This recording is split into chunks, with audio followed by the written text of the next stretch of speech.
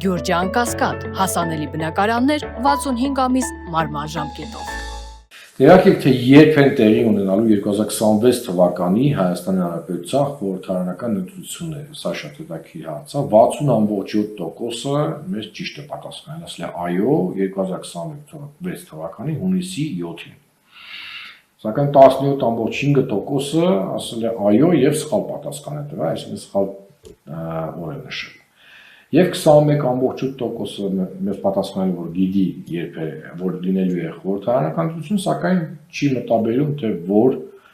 օրն է լինելու այդ ընտրությունները, այստեղ կարծում եմ Կենտրոնական ընտրական հանձնաժողովը պետք է որոշակի ջանքեր գործադրի, որպեսզի այս ցուցանիշները նվազեն, այս 21.8%-ը, բայց ամեն դեպքում կառուցարշավին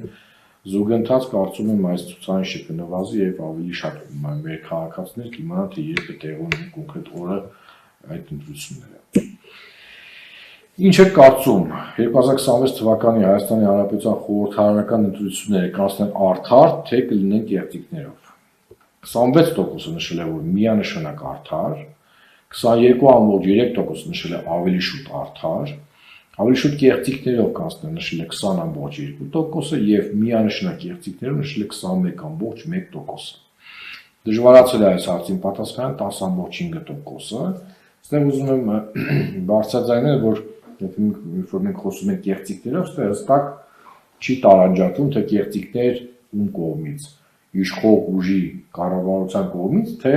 նաեւ մասնակից ընդդիմադիր ուժերի կողմից, բայց ամեն դեպքում քանի որ արդար եւ թափանցիկ ընտրությունների անցկացման բեռը դրված է, այսպես ասած, իշխող ուժի եւ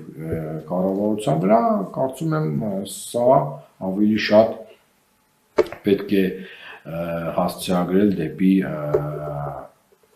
իշխող ուժ։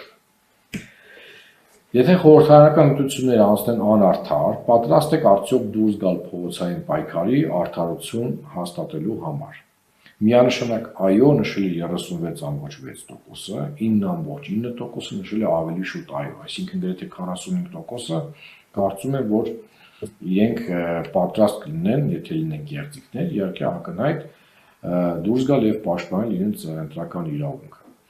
Ավելի շուտ ոչ նշել է 10.2%-ը եւ 39.1%-ը նշել է միանշանակ ոչ։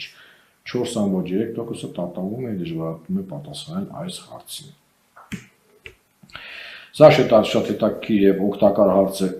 մասնակից կուսակցությունների դաշինքների համար,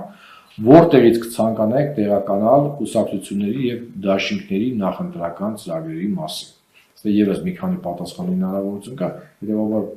այս գումարները կարող են լինել 100%-ից ավել։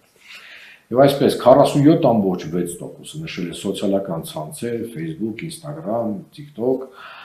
եւ տեսնում եք, որ սա այսպես սպասված ուղին է կոմունիկացվելու պոտենցիալ ընտրողների հետ։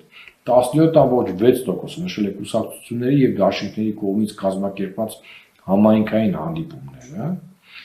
16.6%-ը նշել է առանձին նշել է Facebook-յան ուղիղ եթերներ, սա եւս կարելի է դասել այն առաջի ցուցանիշին սոցիալական ցանցերի այս տվյալին, բայց մենք քանի որ առանձին նշվել է այս բավականին մեծ տոկոս, մենք սա թողել ենք որպես առանձին ուղի։ 7.4%-ն է միայն նշել բուկլետները,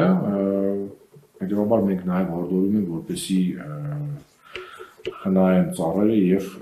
այս բուկլետների կիրառումը այդքան չարաշահեն։ Եվ 4.4%-ն է միայն նշել, որ